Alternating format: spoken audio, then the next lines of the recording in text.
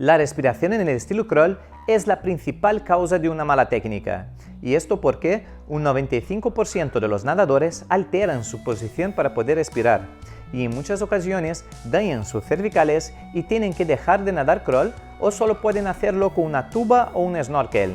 En este vídeo te voy a enseñar una estrategia para reeducar el instinto de subir a respirar para que consigas una respiración bilateral cómoda, correcta y libre de lesiones.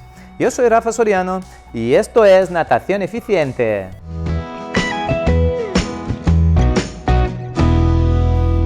Hola nadadores. Uno de los errores más clásicos de la natación es nadar mirando hacia adelante, lo que rompe con el eje horizontal de la cabeza y crea una compresión cervical por hiperextensión. Ahora imagina nadar con una compresión cervical continua y aplicar una rotación sobre ella cada vez que vamos a respirar. Para que tengas una idea de la gravedad del problema, un nadador respira en media 500 veces a cada 1000 metros.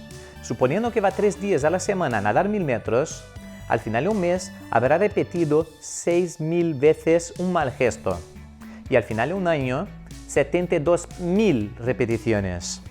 Si repites un mal gesto muchas veces durante un largo periodo de tiempo, llegará un momento en que las cervicales no resistirán.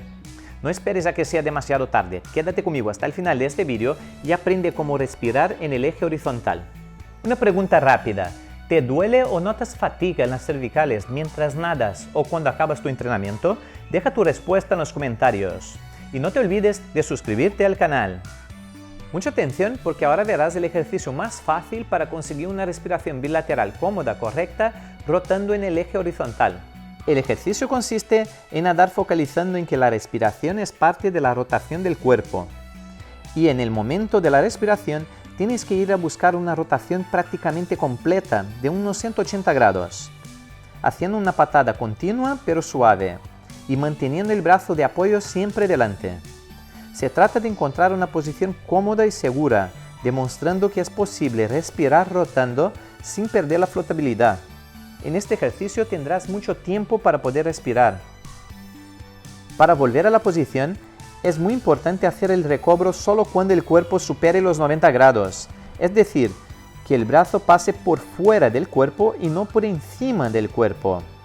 Y el brazo que está delante solo puede retirarse cuando el otro esté entrando en el agua. Si en algún momento el brazo que está delante se baja, es porque todavía estás inseguro y presionas el agua para poder subir a respirar. Por eso es importante tener clara la posición. Aprender a rotar para respirar y no subir para respirar.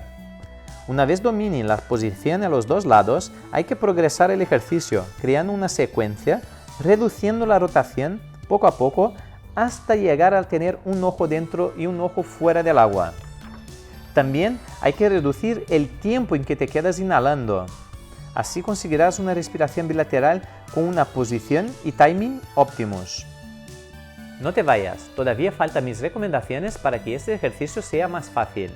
Tener claro que para respirar hay que rotar y no subir. Respirar solo cuando tengas clara la rotación y dependiente del lado. Al principio no es necesario crear un ritmo respiratorio, sobre todo si estás muy rotado. Es más importante ganar confianza en la posición. Los primeros ritmos respiratorios que sean largos, a cada 4 o 5 brazadas, hacer una respiración. Así tienes más tiempo para planificar el momento de respirar. Recordad que la cabeza gira acompañando el hombro y no lo contrario. El giro de la cabeza por sí solo no es suficiente para conseguir el espacio para respirar. No tengas prisa por aprender. Mis alumnos que más rápido aprenden son los que disfrutan del aprendizaje y de cada ejercicio. Muchos entrenadores verán mal lo de girar exageradamente para respirar, pero recordad que es un medio para un fin y progresamos desde arriba hacia abajo, rotando desde una posición muy exagerada de unos 180 grados hasta la posición óptima de respiración. Te puedo garantizar que en muy poco tiempo tendrás una respiración correcta y sin riesgo de lesiones. Para complementar el ejercicio de hoy, lo ideal sería respirar por detrás de la ola.